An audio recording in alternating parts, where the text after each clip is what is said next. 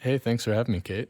I want to talk about your involvement with not only the NMC studios, but also the National Music Center Artist in Residency program. Can you tell me how you got started here? Yeah, so I was at a recording school in Vancouver at the time, and it was a bit of right time, right place. I had actually decided that I was going to defer my final semester at school, and coincidentally, I was planning on coming back to Calgary for the summer, where I grew up, to take time off of recording. And at the time, the National Music Center had coincidentally reached out to my school, actively seeing if there was anyone who was interested in participating in the first kind of studio internship for the National Music Center. So I came down and I met with Jesse Moffat, who's the director of collections exhibitions, and he showed me around the studio spaces. And I just remember having no prior knowledge of what truly was here before coming and seeing it. I remember skipping down Ninth Avenue with the biggest grin on my face. In the following fall, I headed back to Vancouver to finish out my program, and I was fortunate enough that just about a month or so out of graduating, they had called me and offered me a job, so I moved back to Calgary and kind of started here right away. And I want to talk about the residency itself.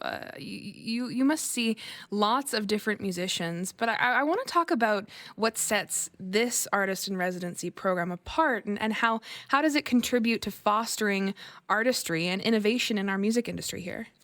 I think what makes our mission as an organization, and specifically in the Artist in Residence program, especially unique, is access to a living collection of artifacts and instruments that are otherwise very difficult to find or be able to use to create and explore new music with. So not only are they rare pieces of music technology, but in a lot of cases, they also have historic significance as well. So, I have the fortune of putting Neil Young's microphone in front of vocalists and seeing how they respond and react differently, knowing who's sung into that microphone before them.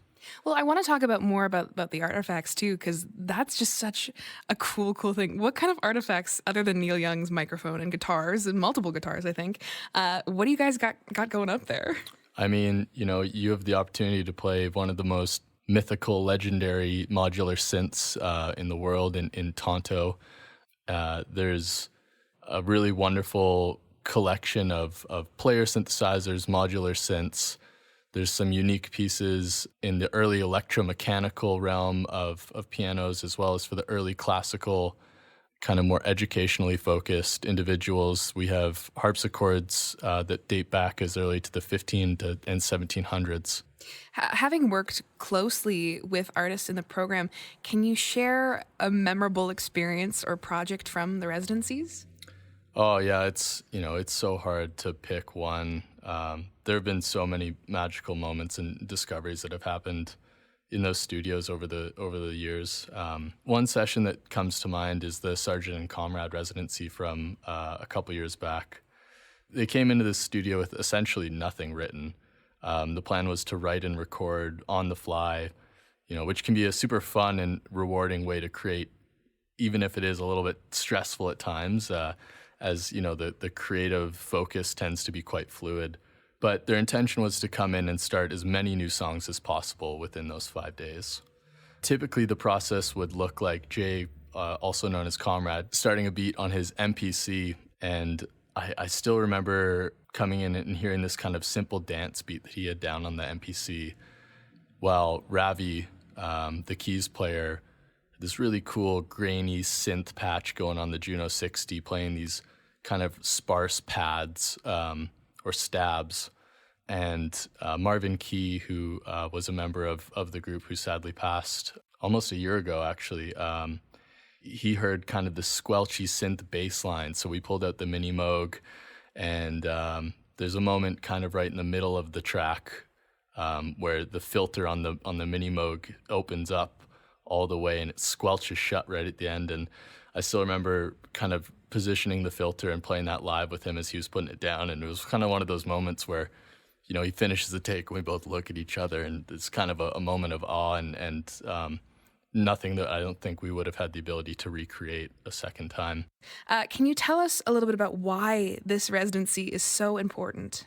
I think it's an important opportunity for exposure for a lot of artists.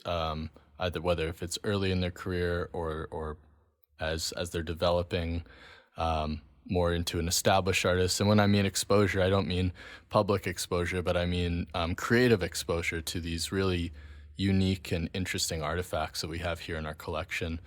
There's so many aha moments. There's so many times where you see the light bulb go off behind the eyes of an artist when they start playing an instrument. They go, oh, that's the sound from this record that I love. And that was one of these. And, you know, the ties and kind of the inspiration that I think a lot of it provides, not only because of how unique some of the collection is, but the historic lineage of who's maybe used that piece of equipment in the past. And kind of a saying that we like to use around here is we're trying to use history to make history.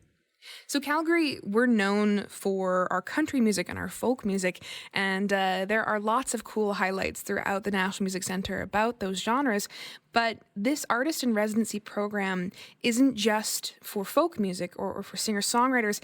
You've had an absolutely incredible scope of artists and genres. Who can apply to this? Yeah, so the residency program is available for any musicians across the country. If you're Canadian, if you write and record music, you could very well qualify to be an applicant for the residency program here at NMC. 2 winners will receive a 5-day recording residency here in Calgary, and one of those acts will be chosen over the spring from our call for applications that just went out, and one of the winners will be the contest winner of the CBC Searchlight contest this year.